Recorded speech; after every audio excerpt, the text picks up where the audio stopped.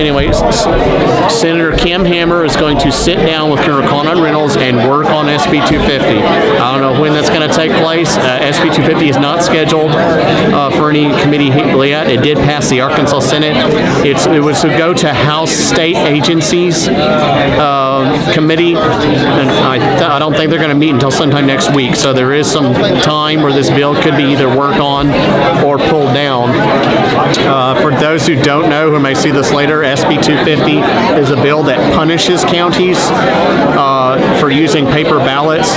It doesn't technically ban them but it does actually make it fiscally difficult because they have to put up their posts within 24 hours, and they still have to use the ES&S machines, which there's lots of information out there that the ES machines specifically can be either altered on problems. I mentioned this in committee. I probably should have just blurted it out, but in 2022 in our election, the ESN machines failed in Phillips County, so they're not 100% even with actual votes, and the actual votes are at now. So most of you said this is not my county. I'm in Pulaski County, which is run by Democrats, in any event, overall, I think the consensus with the Saline County Republican Committee is that they want paper ballots, and they don't want a bill that punishes counties for doing paper ballots. And so that's the overall feel here. I'm going to put some highlights and start uploading them, and then get back with folks. I really want to know when the next Saline County quorum court meeting is taking place, because I got a feeling there's going to be at least 14 more people that have already brought this issue up. I do find it odd. The county judge apparently can decide how long people can do presentations, and apparently the Saline County judge Matthew Brundley, I believe is his name, is stating no, he does not want a presentation from Colonel Conrad Reynolds. Well, he's saying he has to show up and do 3 minutes of public comment on an issue where multiple people have already commented on this before. So anyway, it's I'm going to, like I said, end this and then do some uploads and then chat with some folks. Yeah, and the sad thing is Kim Hammer overall has been a great Republican, far better than Asa Hutchinson, far better than John Cooper, the rhino who blocked Stand Your Ground laws a few sessions ago. We voted him out, replacing him with Dan Sullivan. But yeah, this bill was basically it was the Heritage Foundation and Secretary of State John Thurston, who by the way is a member but is not here. I do find that odd.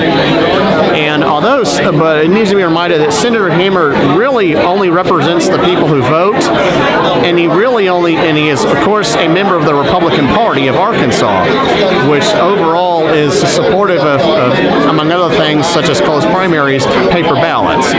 So anyway, I don't know, I may either do this or I may see if I can interview Scott Gray or someone else if they want to be on camera. But you're not in the way or anything. How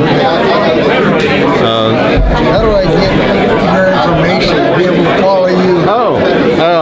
You can follow me. I'm glad you brought that up. You can follow me on Keep Arkansas Legal and Just the Right Angle on YouTube and Rumble. I do have cards.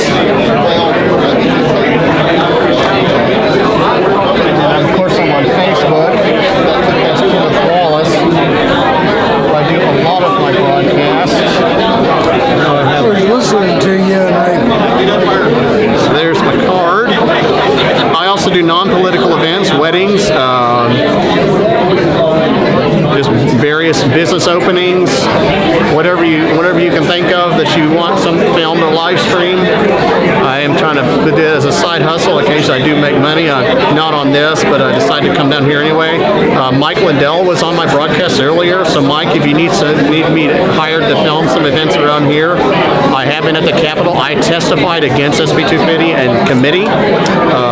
I spoke about the failure of Phillips County, and then among other things, paper ballots, it does take a long time to count. We had to do it in Pulaski County Republican Committee. They had to do a recount in Pulaski County in 2020 after they stole that election, but it's tedious, but it does work. And as they said before, we have a lot more secure paper ballots, and we have things like cameras, where there's a lot of security measures that can be put in place to stop the Democrats from stuffing the ballot box like they used to do when back in the old days. And another thing I want to say, Cleveland County has already done paper ballots. I highly doubt that the people that push that are doing so to allow the Democrats to steal elections. So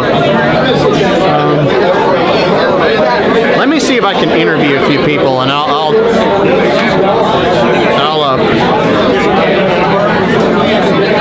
oh wow, yeah, Harold. So yeah, there's all kinds of nightmare stories about these machines. I'm hardly the only one.